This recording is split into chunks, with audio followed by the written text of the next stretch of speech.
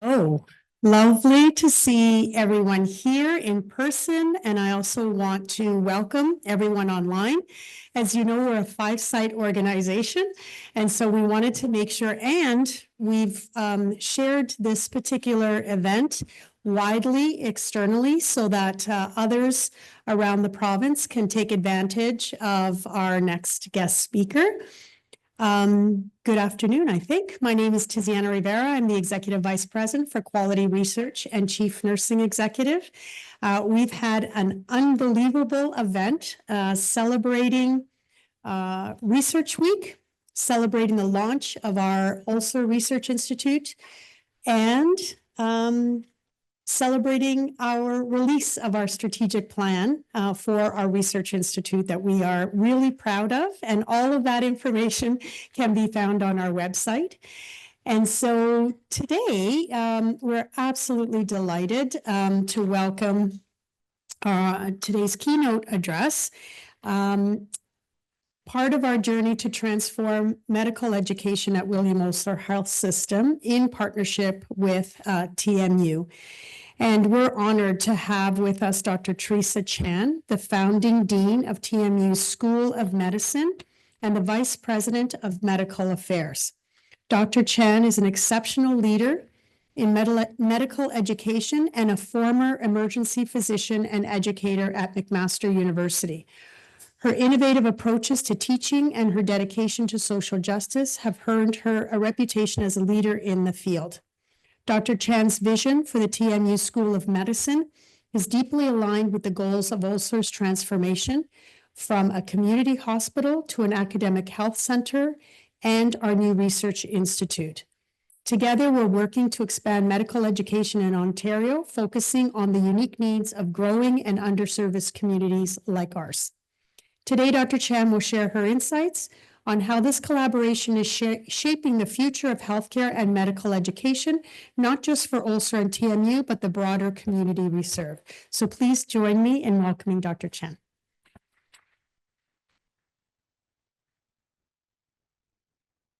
Good afternoon, everyone. And what Tiziana didn't say is that I'm a current Osler emergency physician. So I thought I'd say that part because I think it's important. Okay. So I wanted to start my remarks with a land acknowledgement, which is our TMU land acknowledgement. So special thanks to Dr. Jamaica Cass, who penned this for us so that we can be reminded that Brampton and its surrounding area, the Peel region, are part of the treaty lands of the Mississaugas of the Credit. We acknowledge that these lands are also the shared space of the Anishinaabe, Huron-Wendat, Haudenosaunee, Ojibwe Chippewa, and Métis people. We honor the Indigenous people who cared for this land for thousands of years before us and commit to valuing the Tuwa Wampum. This living treaty represents settlers and Indigenous peoples moving forward together in parallel, respecting each other's ways of being, knowing, and doing. We honor the Dish with One Spoon treaty, and in its spirit, we strive to treat the land and the people of our community with mutual respect, taking only what we need and sharing what is available to ensure sustainability for those who follow us. And so with that, I welcome all of you to reflect on what it means to be doing the amazing work that we do every day on these lands and how we can do our bit to be able to advance in the spirit of some of these lessons that have been taught to us from the Indigenous peoples. I think we can take a lot of it forward, and I think a lot of it is true wisdom, like the Dish with One Spoon and thinking about sustainability of the environment in this amazing space that we have. I think these are things that we can all take forward. And I think it's what will make the change in all of us. If we try to take the lessons that people have been trying to teach us for centuries, maybe millennia, and bringing them into our world now. And I think that can go with any culture, but especially the culture of the land that has come before us. Because at the end of the day, community really matters. And all of you are a community, and all of you are that community that can bring things forward. And when we're thinking about how we're going to bring medical education into the 21st century and go beyond structures that have come before to build something very special and new, I want to ask us, how can we prepare our health system to face the future? And I think we can do that by transforming medical education. And that goes with thinking about how we can construct something that is better, maybe faster, maybe more modern than other conceptualizations of what that means. And so to do this, we're planning as we march forward to use strategic foresight to think through how we would do this.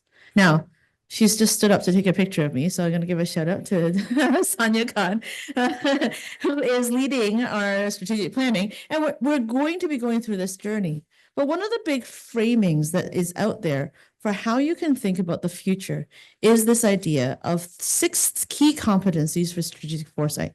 I'm going to take you through them, and then we're going to use the School of Medicine strategic planning and moving forward. And you will probably see the same thing has happened for Osler as well. But these are 6 things you got to think about when you're trying to plan for the future. The first is framing. So you have to define the issue. What's the current conditions? So for us, that's looking at all the other medical schools. What are we currently doing? What is the status quo? It's also about scanning. So exploring the signals of change. How do those variables interact with your current state? Futuring. That's when you get to have the fun stuff, where you get to think about what it could be and really dream big. Then you need to do some visioning, because you have to hone that in. And that's really where we're at right now, because framing, scanning, and futuring, TMU did a lot of that even before I started as dean. And other people have done this, and you have been engaged in that. And that's really important.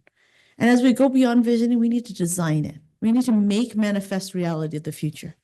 And we can create prototypes. We can achieve those goals. And then last but not least, we need to adapt, because the world is changing faster than we can actually keep up with sometimes if we just keep doing the same thing over and over again. And so let's take it through framing. The framing is that healthcare is in a time of crisis. We are having increasing pressures on primary care, long ER wait times, although they're shorter here than most other places, which is a good thing. Retirement of clinicians, staffing shortages across healthcare environments, increasing complexity and age of patients, and there's little growth in the residency spots in the past decade. Okay. In July 2025, that will change a little bit. And we thank you for, if you are someone who's applying, that's amazing, especially to those of you online. Okay. But it is something that we've been trying to solve this problem for a while. Okay. And you can see it in the headlines, right? Healthcare is in a crisis. We have lots of people that don't have, we have not enough doctors compared to the rest of OECD. Okay, so, I think we've got a pretty good sense of what's out there, what the problem is.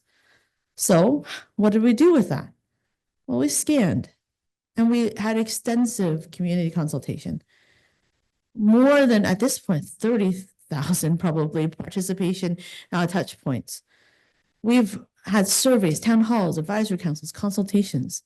We've done all of this stuff to head further to understand what this community needs, because as a medical school, we're obliged by our accreditation standards to be socially accountable to the community that we serve, where we are situated, not just to the whole country, although that's helpful as well.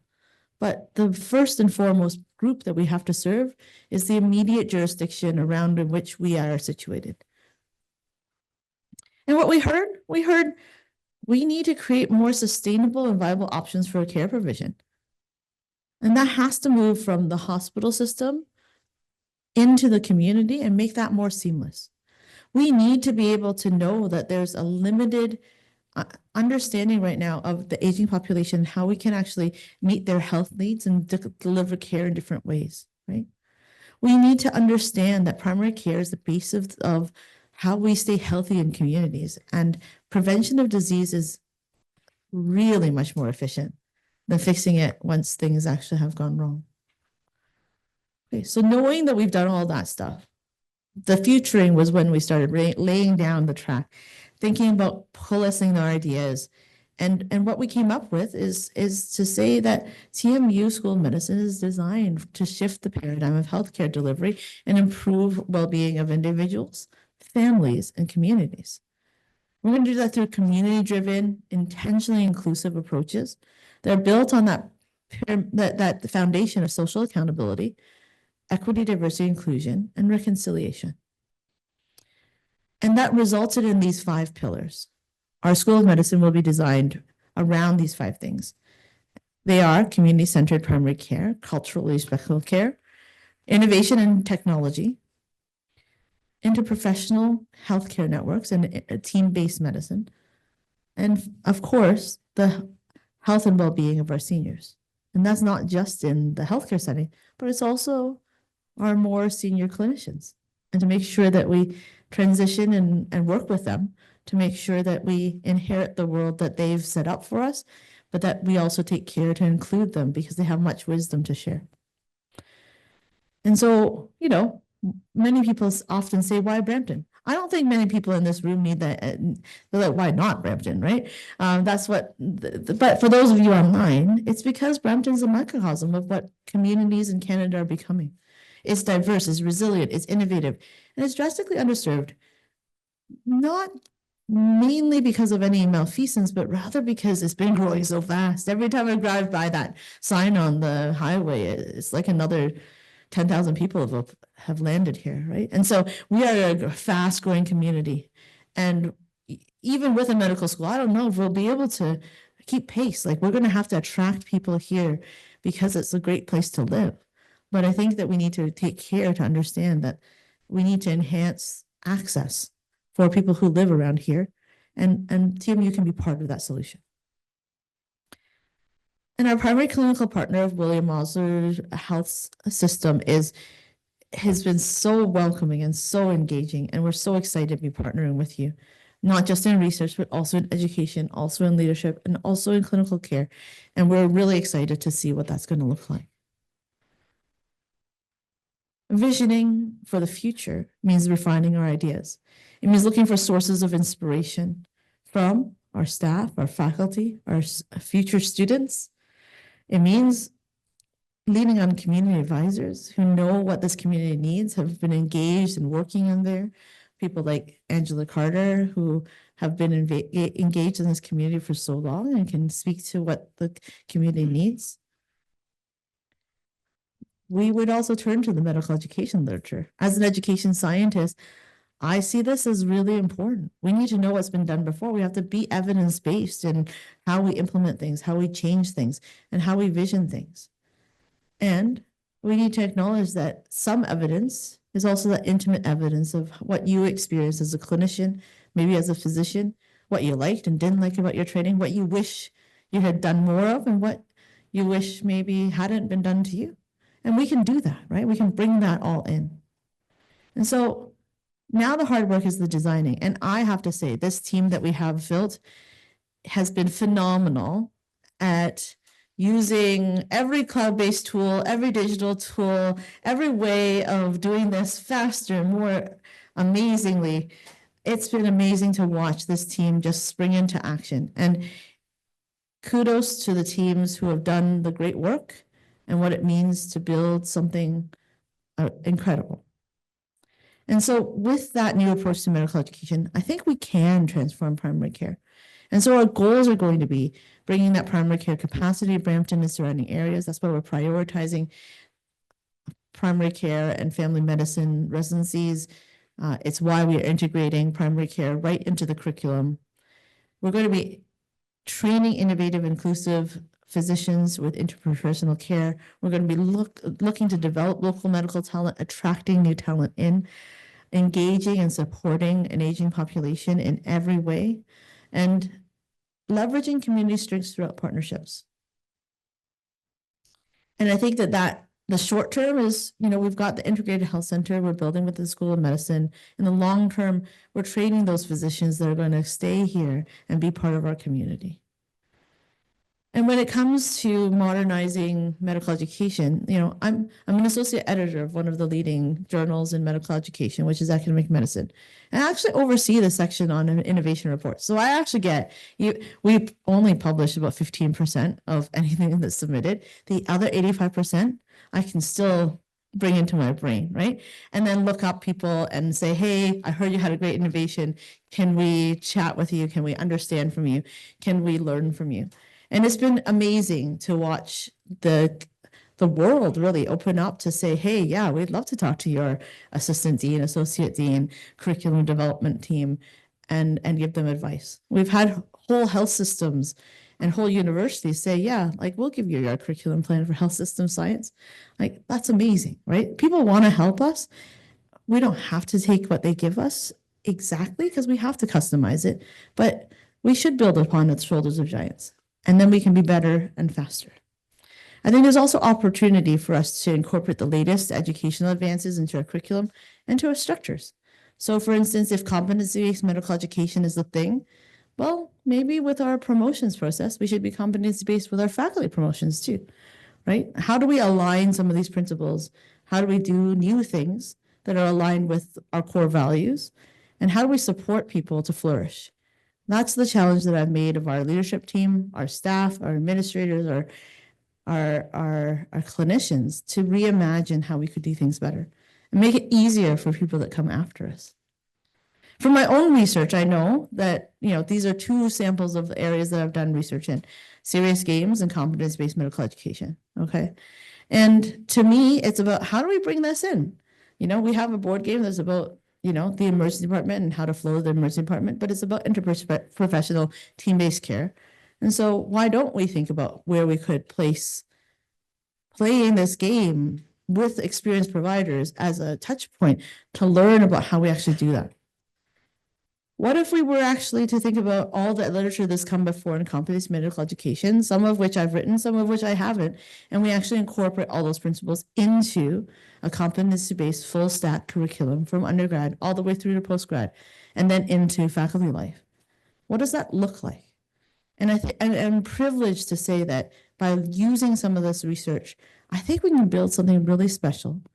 And then we have to do some more research to make sure that we're doing the right thing. We have to evaluate it. We have to make sure we're staying on top of the science. And when it works, I think we have the privilege and the honor, but also the responsibility to tell everyone about it so that they could then learn from us in return. Just as we are learning from others, we're reading the literature around, health system science or competence-based medical education. Yeah, we're a brand new school. Of course, we got to build on what's come before. But we also need to acknowledge that when we do something cool, when we do something awesome and new, we have the burden and responsibility of be scholarly, to be researchers, and to actually do the work to put it back out there into the world. Right? One of my alma maters is obviously U of T, and then one of my alma maters is McMaster. They have become world-class institutions because they were willing to write their history. They did it through research. I think we have to do the same, because I'm just working with a bunch of geniuses, and I want to make sure that they are celebrated for the great things that they're bringing in. And they're thinking all the time, and they're doing great work. And so how do we support them? Well, part of it, for instance, is of our faculty leaders. I'm asking our clinical faculty leaders to actually have KPIs that are mirrored with engaging in scholarship. So it doesn't have to be obviously a peer-reviewed article in academic medicine. I'd love that.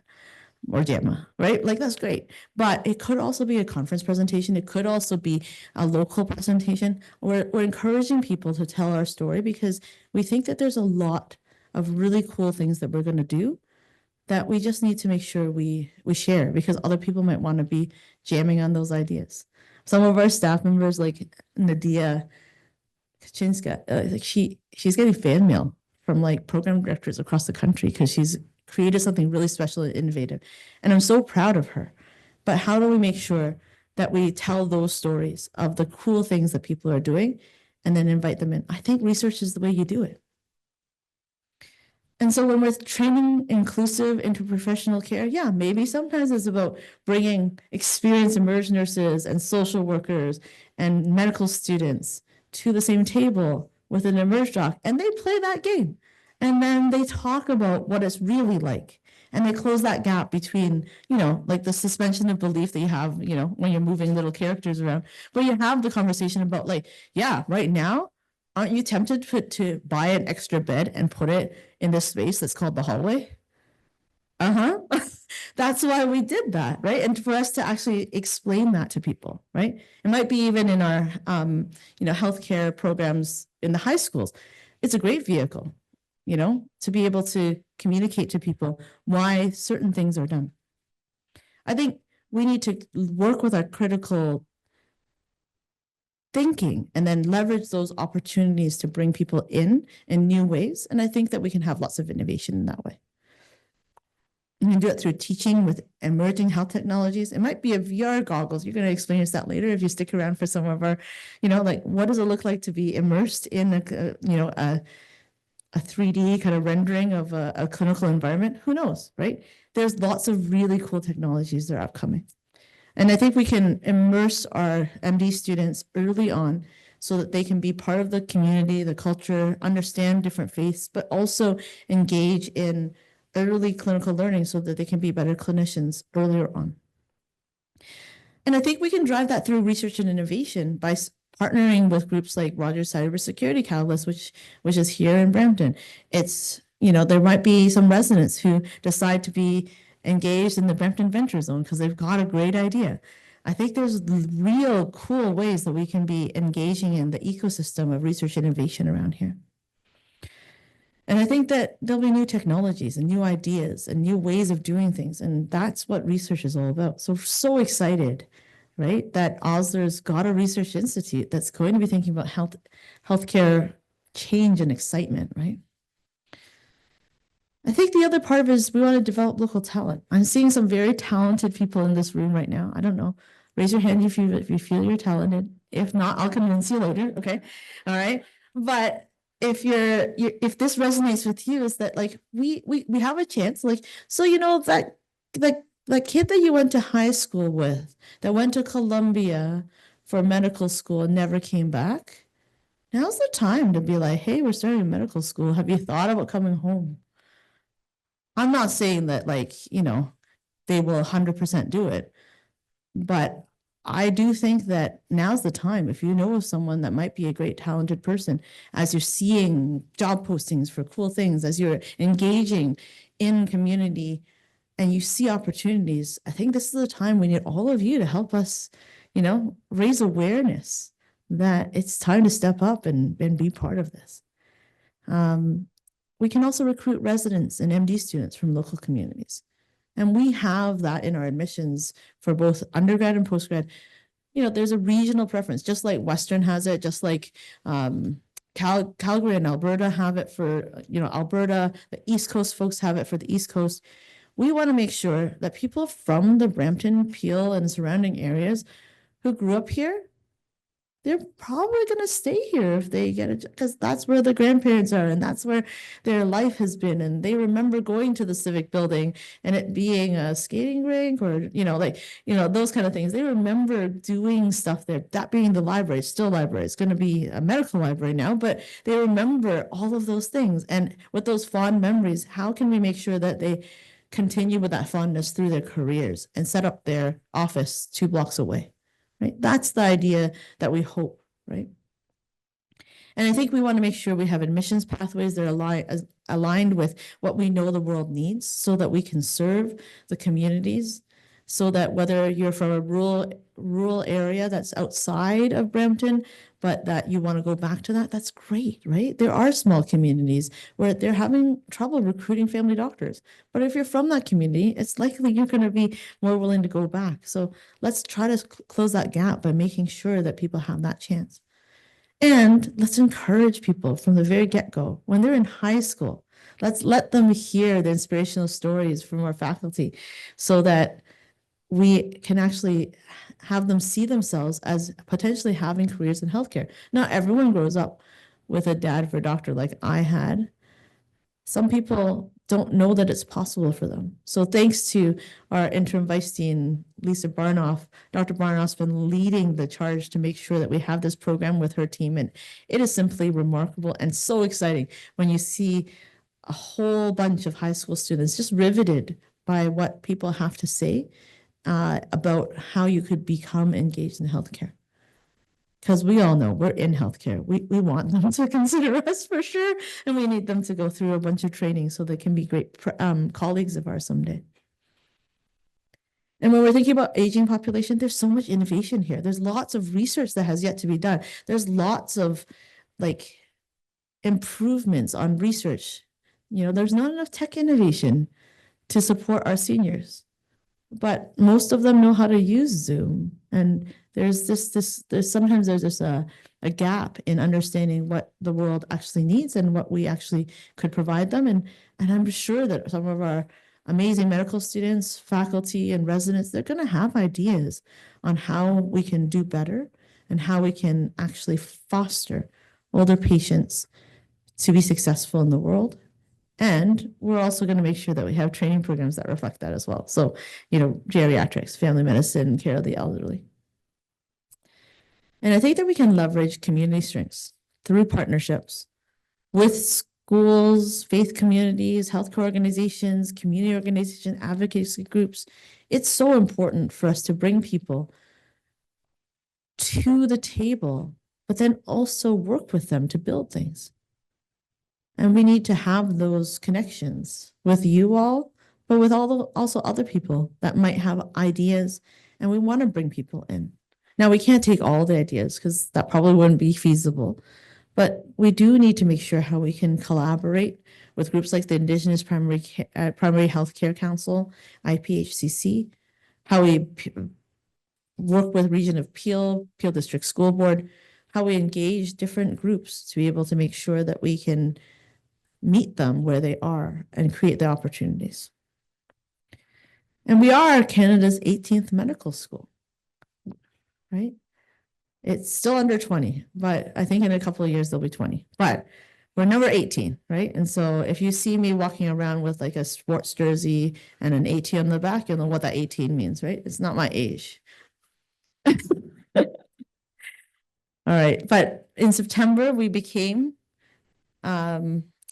accredited, which is a huge deal. It means that we've met a high bar of standards with all of our planning documents, all of what we've proposed, all of the policies and the procedures and the rigor at which we describe the curriculum. That allows us to say we are going to have an amazing MD program that then allowed us to open our admissions. It's like basically at the end of September, we were given the green light. So we opened our admissions shortly thereafter in October, and they're staying open until December 2nd. So if you're still thinking you're not sure and you haven't opened that file yet, I guess there's still a little bit of time. So if it's something that you've never thought of before, it is something that we welcome you to consider.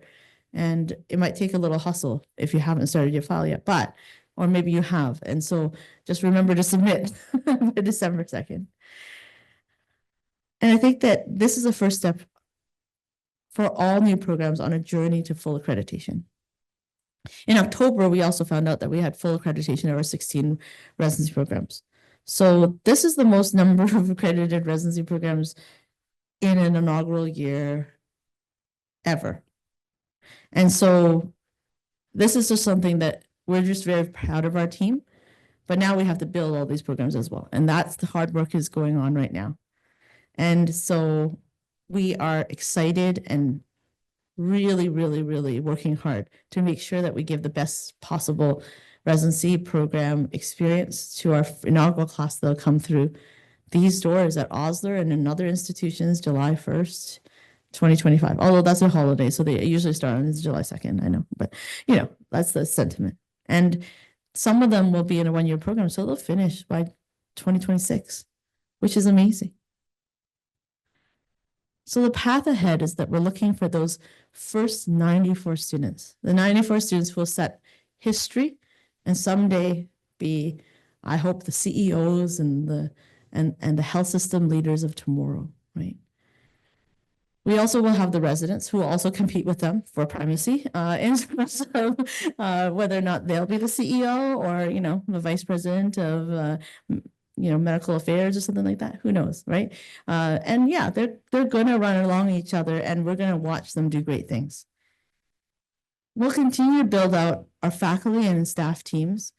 We've grown from a little tiny operation of 15 to 20 people, and we're going to be a much bigger organization. To date, we've had more than 670 clinical faculty applications. We're still working through how to process those as quickly as possible, right? And we are building something very special within the Bramley Civic Center, right? A building that holds so much importance in this community, and that I think is going to be beautiful afterwards and welcome the community back in a different way. So we're so excited for that.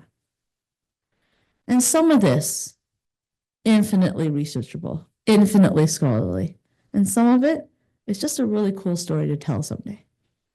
And I think either way, this is something that we can contribute to Osler, to the community, and to the world. And I'm really excited that all of you are here with us as we're marching into this. And the last part of strategic foresight is planning for adaptation. We have to think ahead.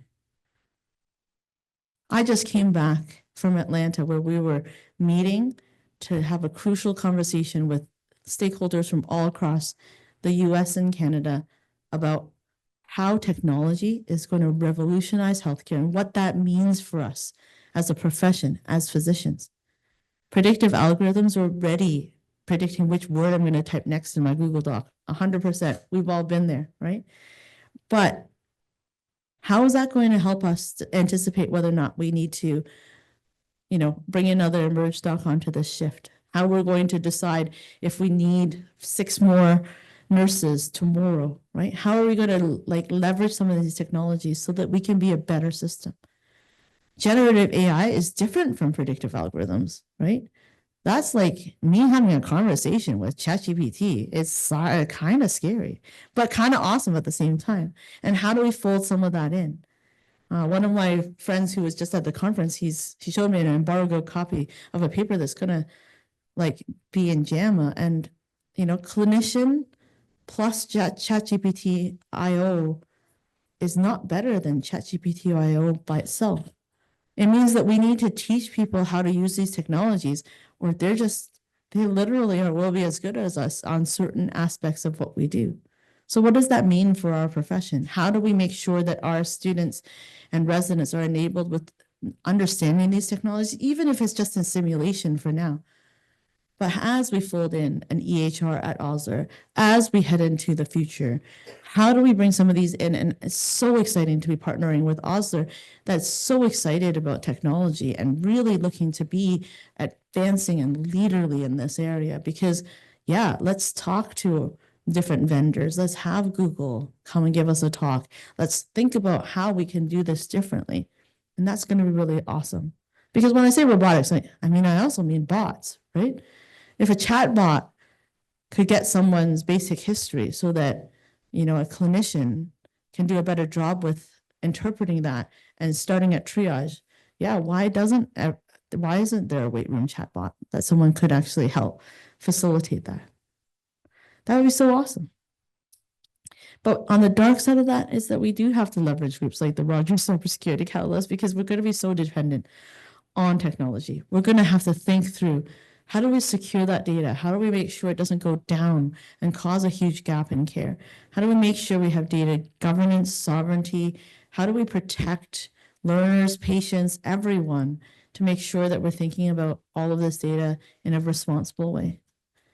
And how do we actually make sure that we get at the right tables to make sure there's good governance in terms of health policy and regulation at all the different levels of government so that we can do this right? And we need to think about those things, because when we're designing our training, we need to give people the gift of understanding that, there are laws, and this is how you would change one, right? And that's not necessarily usually in medical education. But, the challenge that I have for my team is, how do we bring some of that into what we train so that at least people know that it exists? They don't have to be deep experts. We have got policy and governance specialists and people who do that kind of work. But if we could at least speak with them and understand how to affect change, I think we can go further and faster.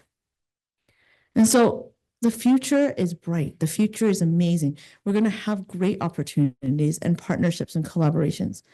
We're going to innovate on bringing other professions. I know we're a school of medicine, but we actually do want to partner with everyone to make sure that they can be part of what we build.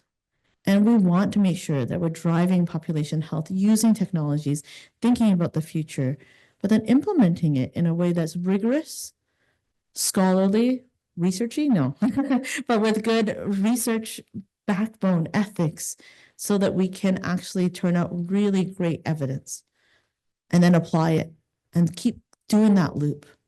Because that's how we take what traditionally is in an ivory tower and make it reality for patients tomorrow. So it's been a doom and gloom couple of years with the pandemic. But I hope you see that this medical school is a way of us parting those gray, gloomy skies, which are right now today, I guess. But maybe when we leave this afternoon, after you've stayed and played with us at our displays and stuff, that we could actually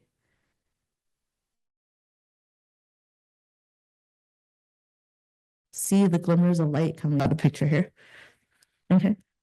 So if you want to hear from me more, or if you want to have a conversation, I'll be around at one of the displays later. I look forward to engaging with you. I look forward to being a leader in this ecosystem and making something amazing. Thank you.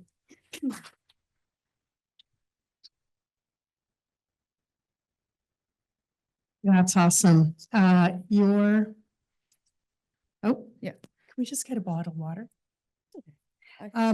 Your talk was inspiring and your vision is infectious. The school has really approached every facet of the school experience differently, including the location in Brampton. So we're really excited about the future. I have to say that during this week, I've had several community members come up to me and say, I live in this community. The fact that there's going to be a school of medicine in this community, the fact that there is a research institute in this community makes me really proud. And to have the engagement and the ability to partner together to make something even greater than if we were to do it alone is something that is elevating our own community here at Osler, our staff, physicians, volunteers, our patients and families. They talk about that. And I'm really proud to be a partner with you.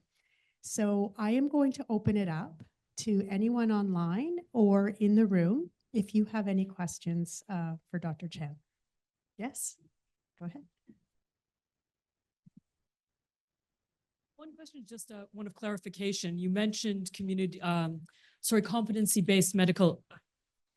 It is. You mentioned competency-based medical education. Yeah. Could you just explain how that might be a descendant of problem-based learning, the connection, if there's any connection between them? So they're probably very different paradigms. And it's not to say that they're any different. That's not to say that they couldn't interplay. So problem-based learning is what they do at McMaster, which is you get like a case, you're in a small group, and you dissect the case in the way that you'd like to. What we're going to be using is something a little bit more scaffolded called case-based learning. So a little bit more, if you look at I'm going to get really wonky right now, origins of where PBL came from. It came from being inspired by like Harvard's law school and business schools where they did case-based learning even back at the, like in the 60s and 50s. And we're just basically taking some of those same principles where you're using a case, you're dissecting it out. We're just taking a slightly different, more scaffolded approach so that we define what the prompts are. In this age of ChatGPT, you can all understand why prompts are important. But the idea would be rather than leaving the students to decide their own path through that case, we're going to give them like some steerage to say, hey, in this case about sickle cell, we'd like you to understand hemoglobinopathies, rather than just letting them like debate for an hour and a half whether or not they're going to study that. We're just going to say, hey, we think you can do this. Once you're done all these ones that we've asked you to do, you can explore further, right? So that's the descendancy of where we're going. So we're building on the PBL small group learning model for sure.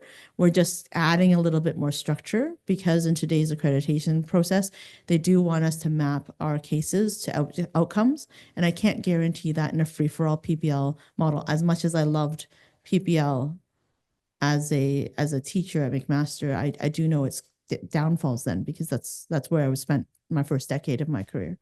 So not to say that, I'm sure some of my mentors will be mad at me for saying that, but it does have some idiosyncrasies that cause problems for consistency. And I think having case prompts will help with that. Now, competence-based medical education is really more of a descendant of outcomes-based education. And so that's a different movement. But the World Health Organization has been writing about this since the 70s. And it seems simple. If you're an educator, you'd be like, is that really something you had to coin a term for? But it's basically defining in the clinical setting and is really more for the clinical setting, what we actually want people to achieve when they're done as a member of our profession. And so it manifests as two things. Many of the tools that are like point of care, workplace-based assessment tools, sometimes called entrustable professional activities, that have been defined as like, you can take a history from a patient, right? So that might be something a medical student has to prove, that they can actually talk to someone and understand what's been going on and actually like digest that all, right? As a resident though, it's going to be running a resuscitation for a critically ill child might be something that they are expected to do. And so it's a progression and a play over many years that they build on those competencies. And once you've got a competency, you level up. So it's kind of more like the gaming stuff that I was talking about, but we're not going to call it that, right? But it is progression. It is tailored. It allows people to customize. So an emergency resident has different competencies expected of them than a family physician, than also a general surgeon, because a surgeon has to operate and neither of the other two does, right? So being able to customize and really make sure that we give people the education they need to be the best professional within what they've chosen to do. That's the mandate of competence-based medical education. Now, that's where we have to get them as a mandatory thing, but we also want to talent accelerate those folks who are very talented at being a surgeon, but they're also someone who's interested in being a leader in healthcare. Well, then they can have additional competencies. They have additional capabilities. We can foster their talent. Yeah, they have to be this, they have to meet this bar, but they can exceed it. And we're happy to work with them to do that. Thank you very much. Thanks for the question. I'm hiding back here because there's an online question and Okay. comes from anonymous. Would there be opportunities for taking on clinical fellows at TMU along with medical residents? Are there any opportunities for IMGs to apply for clinical teaching faculty positions? That's two questions. So I'll take the first one. We are trying our hardest to get this school going. We have to welcome 94 students and 105 residents across 16 residency programs. Clinical fellowships are something that we will have to figure out at some point later down in the future. But right now, we won't be doing any of that in the immediacy. That being said, many of the nearby universities have fellowship programs. And so I would strongly encourage Anonymous to consider reaching out to them and seeing if there's opportunities for them there. We are just in our infancy, and that seems like a toddler thing developmentally. And so maybe we need a little bit of time before we can figure out what we're going to do. Now, in terms of international medical graduates, it totally comes down to a whole bunch of factors that really come down to whether or not you have a specialty where we can welcome you as a clinical faculty, because you have to be a clinician first. And so licensing is the way it is within Ontario. So again, that is a very complicated question that I'm not going to get into. So the bottom line is yes, possibly, but it might not be as straightforward as I could answer now. But it depends on what kind of medicine, recency of practice, licensure, academic like merit, and developing a plan and having an employer and or a space where you can do your clinical work. So there's a lot of contingencies there, but we're very much working with our clinical partners to think through how we could bring people in that are interested in building the Brampton Peel region. So reach out and we can see. But again, it takes multiple parties to be able to make that happen. But it's not impossible. But yeah. Yeah, thank you for excuse me. Thank you very much for a very inspiring talk, and congratulations for getting 18th medical school going. Yeah, woo, Yeah. yeah. And I have a question regarding, you said the first year you're gonna recruit about 96 students, right? 94, yeah. Oh, 94, sorry Yeah. for that number. I just wondering what kind of criteria you're gonna use to accept the students, whether the MCAT is required, Uh-huh. or you have a specific, because your focus is on the community, the medicine. Yeah. Whether you trying to design some like a different criteria. I just want. Yeah, there's lots of different thoughts and criteria that we've unfurled. I'll be honest with you, it is like an 18-page document. And I would say that I don't know that I have the time. I am happy to give you the website. If you bring your phone, I'll let you read it for sure. You can actually just Google TMU medicine admissions, and there's a wonderful website prepared by our team that goes into all of it. I would say that we have been very open about the fact that we don't think the MCAT is required. We have said that it's not. We don't think it is required in Canada. Many of the schools do not require it, including all of the schools in Quebec, and then several of the other schools in Ontario. And then there's a number of schools that only use part of the MCAT, not the whole MCAT. And there's emerging literature that the MCAT aligns with constructs like the USMLE, which is the American licensing exam, but probably doesn't correlate to any Canadian constructs. And so it is something that we just need to be very careful of, because we do fuel this need to write an exam that perhaps doesn't have any what we call validity in our national context, right? So it's something that we are debating at the highest levels with all the deans of medicine in Canada even. And so it is something that we have these conversations because we need to go with the evidence, right?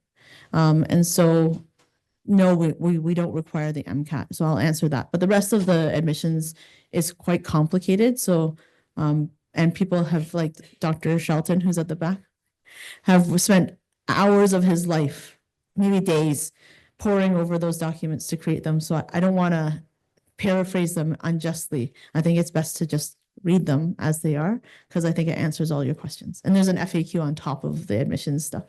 Okay, Mhm. sorry, we have another online question, which is about student supports. So what kind of academic, personal, financial, and career counseling is available to ensure the community is successful? Yeah, so there is a program called the Community Support that we've partnered with actually University of Toronto, because they're also local to this area with similar, to be able to help foster people to engage. There's the Healthcare Pathways program with PDSB, where people will be able to encounter healthcare providers from all across TMU, but also from our School of Medicine. And I think that those are kind of the two big things that I would point out. Obviously, as we onboard our faculty, they might take on someone as a junior mentee. They might have a school group where their kids have a soccer team and they coach it, and they're going to be part of that. So it's really hard for me to say how we're going to do it in all the ways, but the two most tangible things the school and officially endorses will be those two things for now, but we'll grow with it, right? As we get more into the community. Mhm. Yeah. Okay.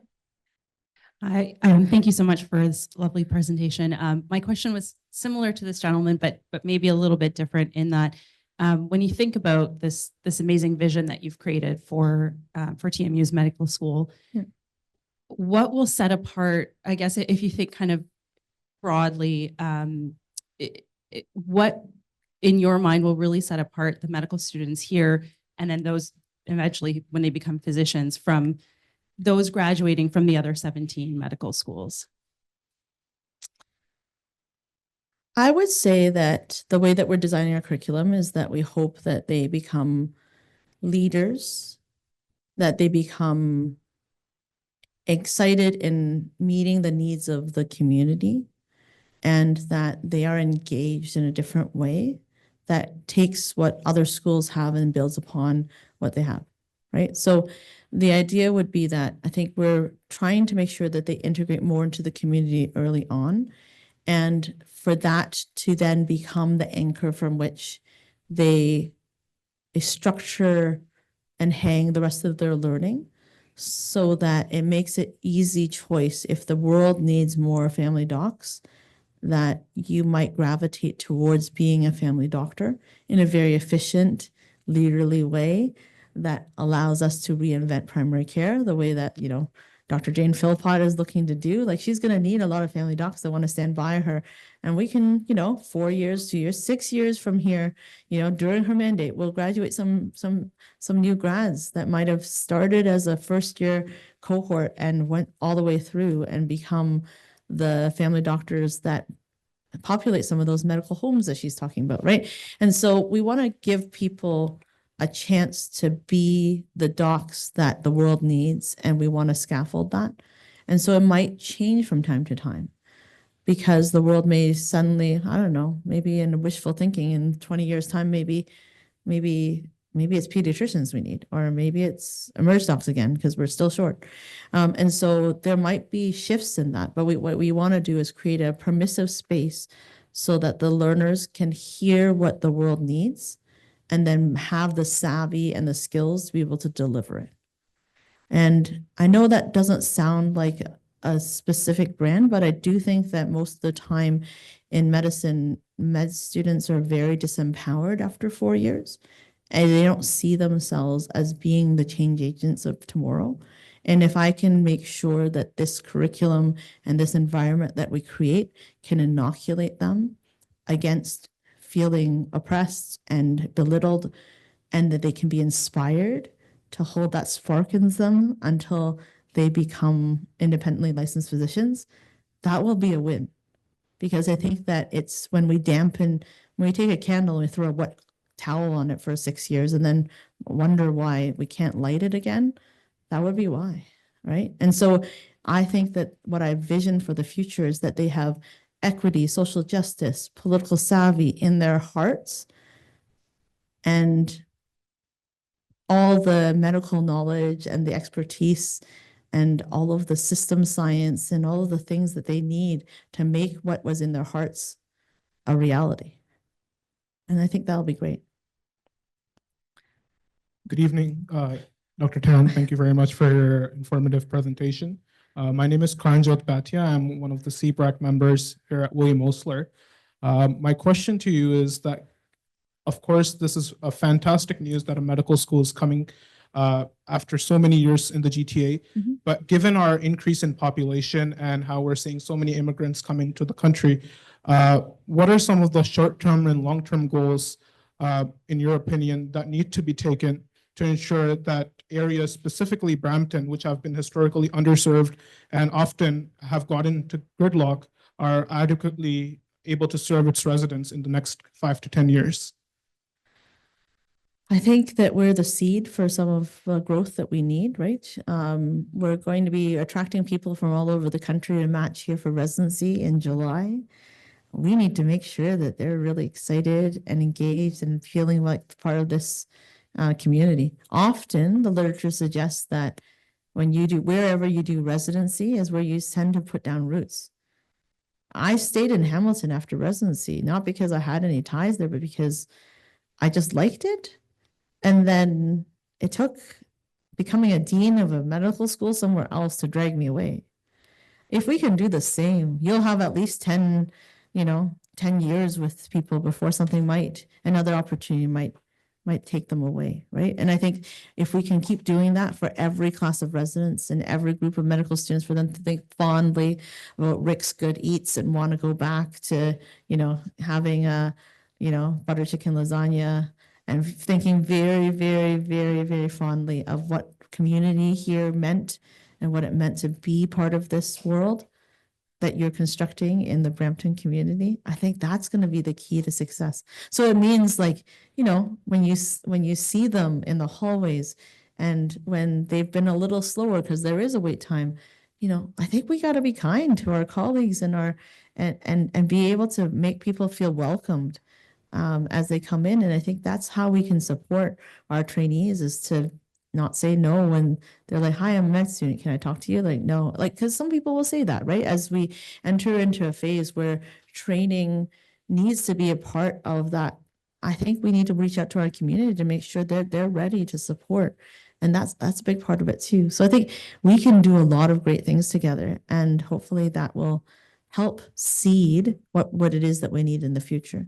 But one of the very tangible things is that we're hoping to build the integrated health center that can actually have family doctor spots that people can actually sign up for. It'll be part of the academic mission, so you'll see learners, but it'll be a way that we can bring immediate change to the region.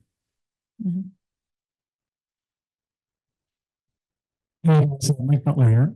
I just want to let you guys know that I checked ChatGPT, MCAT not required for TMU admissions. Just to let you know.